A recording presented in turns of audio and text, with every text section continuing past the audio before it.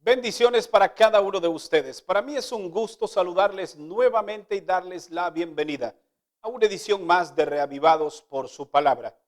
Hoy meditaremos en el capítulo número 17 del libro de Hechos. Continuamos acompañando a Pablo durante su ruta misionera. Es momento de viajar hacia Tesalónica. Este es el lugar donde Pablo establecería una iglesia y posteriormente le escribiría dos de sus cartas. Hoy, Pablo hará una exposición magistral de las profecías del Antiguo Testamento. Esto causaría en muchos una profunda conmoción, que sus corazones se abrirían al mensaje, pero también encontraría en este lugar oposición. Veamos cuáles son las lecciones que nos deja el mensaje de este día. Notemos lo que registran los primeros versículos del capítulo de hoy. Después de pasar por Anfípolis y Apolonia, llegaron a Tesalónica, donde había una sinagoga. Y como acostumbraba Pablo, fue a la sinagoga y por 3 sábados razonó con ellos, basándose en las Escrituras, explicando y probando que el Cristo tenía que padecer y resucitar de entre los muertos, y que Jesús, quien yo os anuncio, decía Pablo, es el Cristo. Aquí podemos ver a Pablo nuevamente dando a conocer cuál era su costumbre: asistir a la iglesia todos los sábados. Y dice que aquí razonó por varios sábados las Escrituras con aquellas personas que habían creído en el Evangelio allí en ese lugar.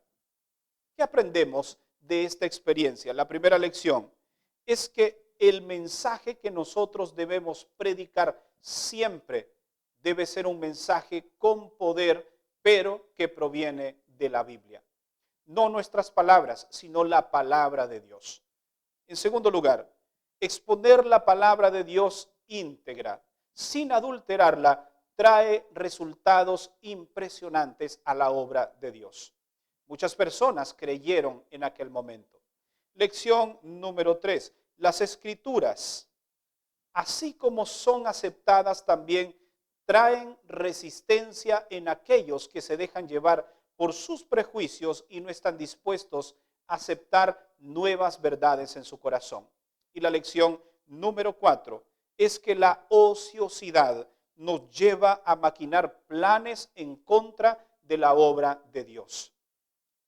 Algunos de los judíos en aquel lugar encontraron personas ociosas y les pidieron que fuesen y provocaran una revuelta a Pablo por las cosas que él estaba diciendo.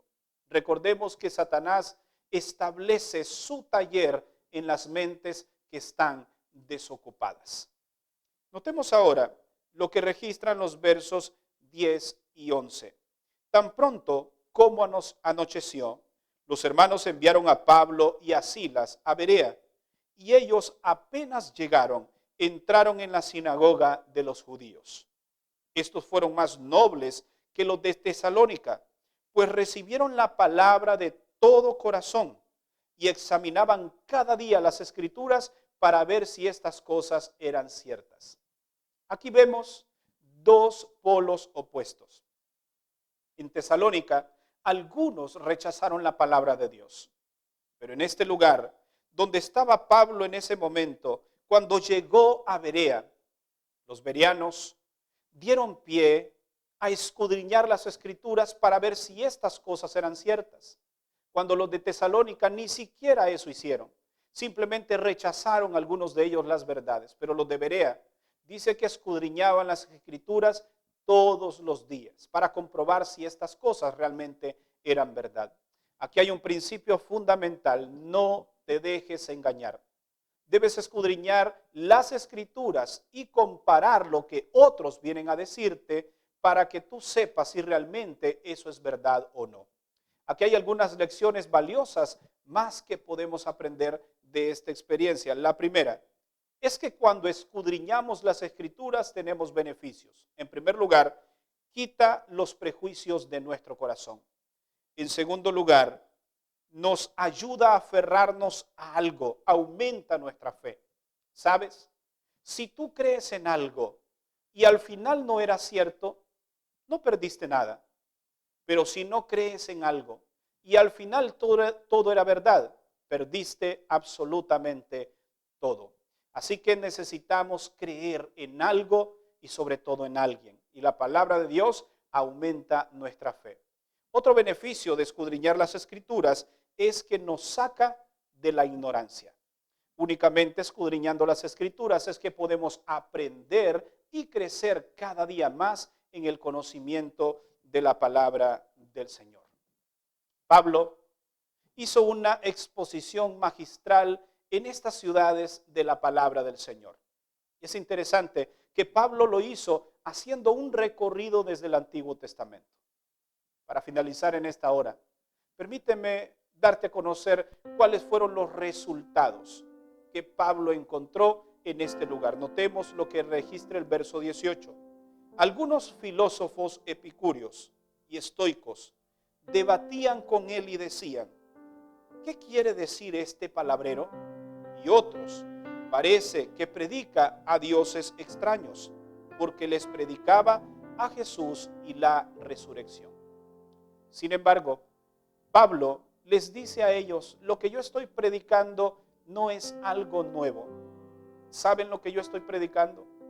Es a ese Dios que ustedes adoran sin saber quién es.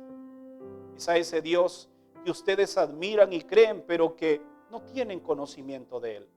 Al Dios creador. Y notemos que en el verso 27, Pablo les dice: para que busquen a Dios, si tal vez palpando lo puedan hallar, pues no está lejos de ninguno de nosotros.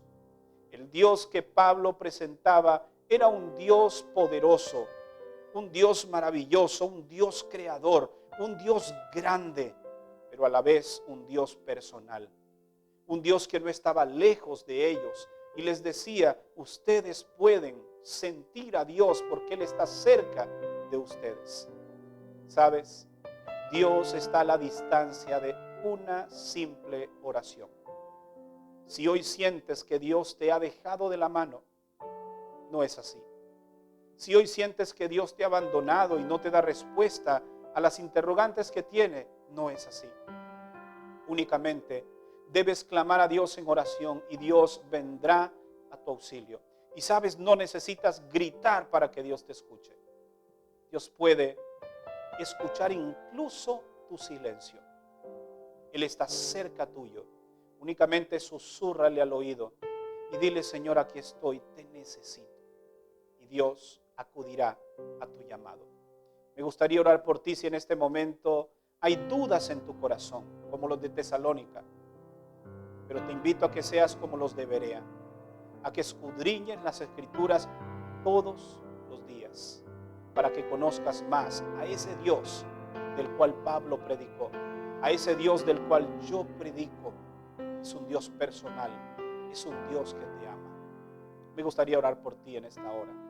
Padre, si en este momento hay alguien que nos ve y nos escucha y tiene dudas en su corazón si realmente tú existes o todavía le amas, permite que hoy sea abierto su mente, sus ojos, su corazón, para que pueda verte y que pueda sentirte, que tú eres un Dios personal. Podemos en este momento sentir tu presencia. Gracias por honrarnos con ella. En el nombre de Jesús. Amén. Gracias por habernos acompañado en la meditación de este día. Recuerda que mañana estaremos nuevamente aquí para una edición más de Reavivados por su palabra. Que Dios te bendiga.